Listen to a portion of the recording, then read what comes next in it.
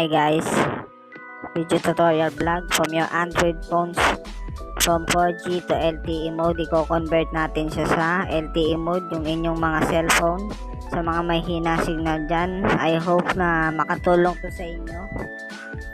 I hope na lalakas ng signal nyo. So, tuturo ko sa inyo kung paano via screen recorder. And eto na, stay tuned, antayin nyo na. Eto na, boom.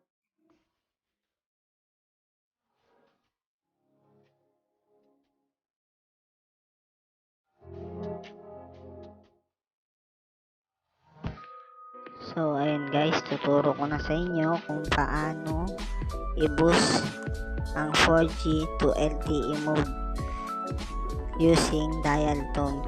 So, first step, pupunta tayo sa home button. Then, pupunta po tayo sa airplane mode. Itatap lang po natin ng 3 times.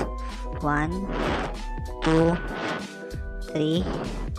Then, punta tayo sa dial phone and ang itatype nyo po dito is asterisk number sign 4636 number sign asterisk. Then antayin nyo lang, ayan, ilalabas na phone information. I-click nyo lang to, then yan, papalitan nyo lang siya ng LTE only. Then ayun, okay na. Makikita nyo dito kung nag-iba dito banda sa signal strength. Ayan, babago-bago siya. Ayan. So I hope na nakatulong itong video na to.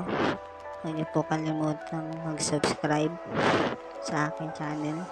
Maraming salamat po. And yun lang po. God bless to all.